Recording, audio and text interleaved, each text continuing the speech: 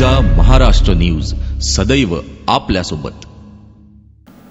नमस्कार, मी ओंकार सावंत।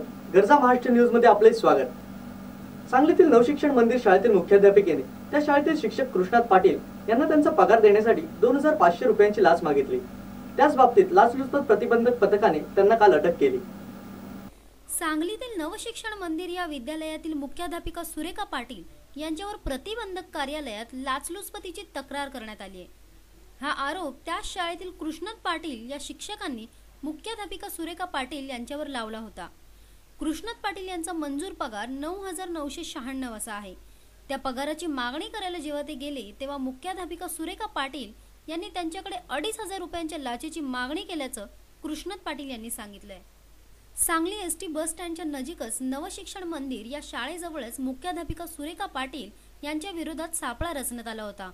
कृष्णात पाटील यांच्याकडून सुरेखा पाटील यांनी 2500 रुपये लाच म्हणून स्वीकारले आणि त्याच वेळेस या लाच प्रकरणी आखण्यात आलेल्या सापळ्यात सुरेखा पाटील अडकल्या। सदर गुन्ह्याचा पुढील तपास ब्युरो चीफ वसंतराव बाबर करत आहेत। जर्मन बेकरी बॉम्बस्फोटाचा प्रमुख आरोपी यासिन भटकळ आता महाराष्ट्र एटीएसच्या कस्टडीत। इंडियन मुजाहिदीन या दहशतवादी संघटनेचा संस्थापक सदस्य यासिन भटकळ याची महाराष्ट्र एटीएसने कस्टडी घेतली आहे। त्याआधी यासिन हा फरार होता, पण 28 ऑगस्ट 2013 रोजी यासिनला इंटरपोलच्या मदतीने नेपाळ पोलीस आणि कर्नाटक पोलिसांनी नेपाळ येथील इंडो नेपाळ सीमेवरून अटक केली। त्यानंतर दिल्ली पोलीस, हैदराबाद पोलीस आणि आता महाराष्ट्र एटीएसने यासिन भटकळची कस्टडी घेतली आहे। यासिन भटकळ हा मोस्ट वॉन्टेड दहशतवादी होता। पुणे जर्मन बेकरी बॉम्बस्फोट, पुणे जंगली महाराज रोडवरील बॉम्बस्फोट, मुंबईतील 13 जुलै 2012 मध्ये झालेले दादर, झवेरी बाजार आणि ओपेरा हाऊस यातील साखळी बॉम्बस्फोट आणि बनारसमध्ये संकटमोचन मंदिरात झालेला बॉम्बस्फोट या आणि अशा इतर बॉम्बस्फोटात यासिन भटकळचा हात असल्याचं तपासात निष्पन्न झाले। त्याच अनुषंगाने राज्यात झालेल्या बॉम्बस्फोटांच्या तपासासाठी यासिनची कस्टडी महाराष्ट्र एटीएसने घेतली आहे।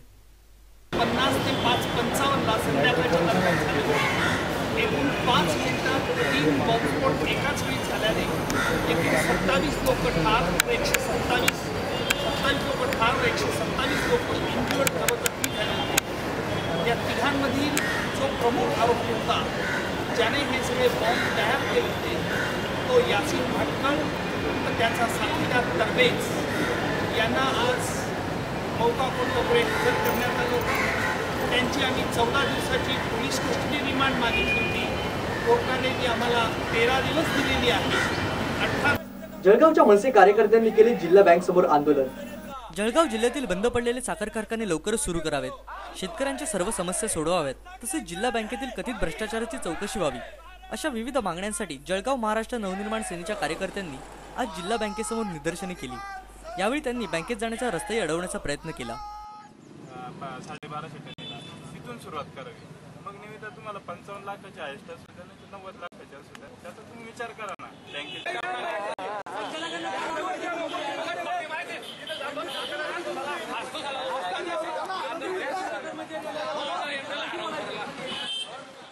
शिर्डीच्या साईबाबांना सोन्या चांदीच्या स्वरूपात दागिने देणे ही नेहमीचीच बाब झाली आहे। कोणी सोन्याच्या वस्तू चढवतो तर कोणी सोन्याची आभूषणे दान करतो।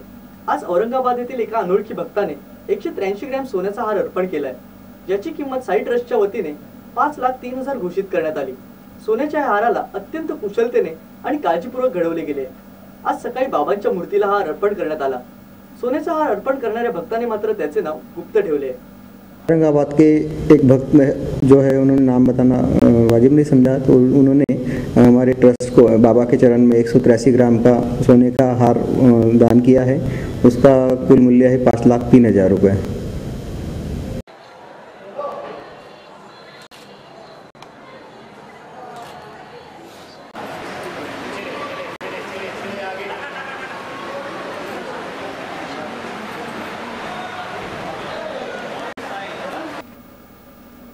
आजही समाजामध्ये आंतरजातीय विवाहाला आणि प्रेमाला विरोध केला जातो।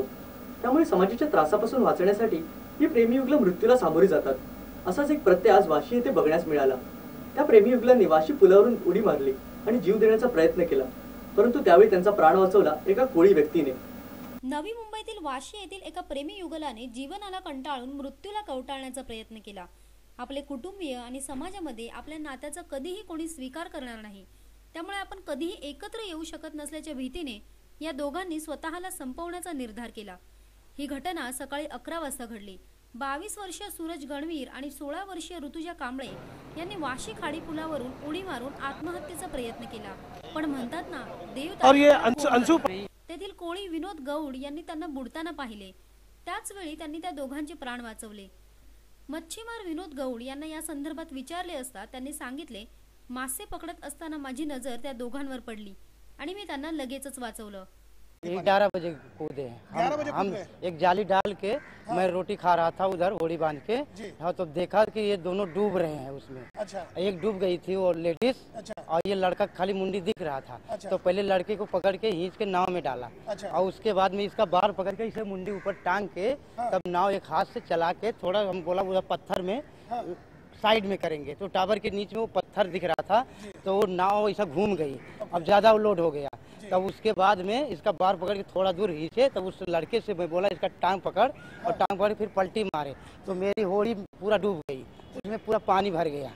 अच्छा, कैसा भी करके ये साइड में लाया, वैसे लाके तब इधर साइड में किया, तो साहेब लोग सब आए। आपने बहुत अच्छा काम किया कि 2 जिंदगी आपने बचा दी, बहुत बहुत शुक्रिया। त्या दोघांनाही आता रुग्णालयात दाखल करण्यात आलं असून त्या दोघांमध्ये मुलीची अवस्था थोडी नाजूक आहे, तर मुलाची अवस्था स्थिर आहे। ऋतु क्या कर रही है? ऋतु कॉमर्स में पढ़ती है। ऋतु 11th में पढ़ रही है अभी। तो जरूर ऐसी कोई ना कोई बात हुई होगी ना जिसकी वजह से आप लोग ने इतना बड़ा फैसला लिया कि जिंदगी नहीं जीना है और जिसके लिए आपने छलांग लगा दी। ऐसी क्या बात थी, ऐसी क्या मजबूरी थी जिसकी वजह से इतना बड़ा कदम उठाना पड़ा? नहीं बता सकता। वाचवलं आणि नंतर त्या मुलाने आणि गौडनी दोघांनी मिळून त्या मुलीला वाचवलं। मुलगी त्यावेळेस बेशुद्ध अवस्थेत होती। त्या दोघांनाही नंतर खाडीच्या किनाऱ्याला घेऊन आले। ते उल्हासनगर येथे राहणारे आहेत। मुलाचं नाव आहे सूरज गणवीर आणि मुलीचं नाव आहे ऋतुजा कांबळे। त्या दोघांनाही वाशी पोलीस स्टेशनच्या ताब्यात देण्यात आलेलं आहे। आता पोलीस स्टेशनला गेल्यानंतर त्यांची सगळी चौकशी करतील आणि त्यानंतर पुढील कारवाई ते करतील। महाराष्ट्र न्यूज सदैव आपल्यासोबत।